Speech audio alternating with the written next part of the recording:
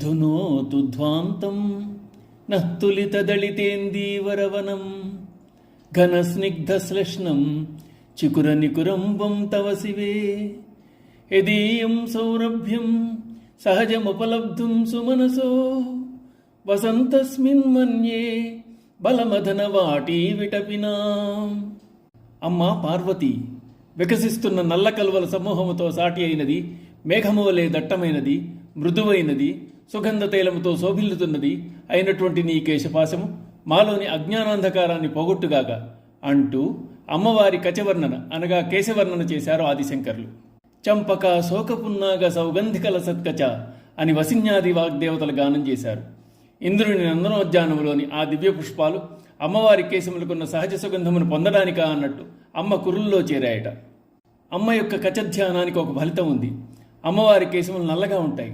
ఆ నలుపును ధ్యానిస్తే మనలో ఉన్న చీకటి అజ్ఞానాంధకారం తొలగిపోతాయి. అమ్మవారి జుట్టునకు 3 లక్షణాలు. ఘనము అనగా ఒత్తుగా ఉంటుంది. ఘనం అనగా మేఘం అన్న అర్థం కూడా ఉంది. అనగా అమ్మది దట్టమైన జుట్టు, నునుపుగా ఉంది, మృదువుగా ఉన్నదని పోల్చి దివ్యమైన ఆ కురులను ధ్యానించాలి అని చెప్తున్నారు. కల్పవృక్షమే చిన్నబోతోందిట.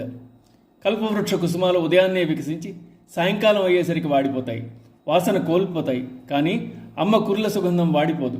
అమ్మది శాశ్వత సౌందర్యం. ఆ సహజమైన సుగంధం వాటికి ఎప్పుడూ ఉండాలని ఆ పువ్వులు అమ్మ కేశాల్లోనికి చేరుకున్నాయట. ఆ కురులు ఎలా ఉన్నాయి అంటే సుమనసహ అనగా పువ్వుల వలె ఉన్నాయి. పువ్వులతో పూజ చేయడం వల్ల భక్తులు సుమనస్కులవుతారు, మంచి భావాలు కలుగుతాయి. అటువంటి సుమనస్సులు ఆ కేశమునందున్నాయి. అమ్మవారి కురుల ధ్యానం కచధ్యానం. అది అజ్ఞానాంధకార నాశనం. అమ్మవారి కురులకున్నది సహజ సౌరభ్యం అన్నారు. ఆ మాటను శాస్త్రములందే వర్ణించారు.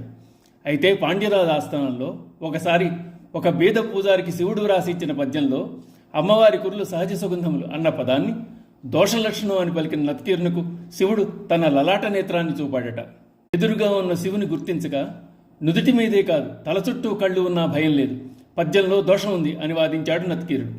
శివుడు అతడి అహంకారానికి ఆగ్రహించి నత్కీరుని కుష్ఠు వ్యాధిగ్రస్తుడు గమ్మని శపించాడు. నత్కీరుడు తప్పు తెలుసుకున్నాడు, శివుని కాళ్ల మీద పడ్డాడు. శివుడు దయార్ద్రహృదయుడు, కైలాసం దర్శిస్తే కుష్ఠు వ్యాధి పోతుందని శాపాన్ని సవరించాడు. అందుచేత అమ్మ కురుల సహజ సౌరభ్యం ఒక్క శివునికి తప్ప అన్యులకు తెలియదు. శ్రీ మాత్రే నమః.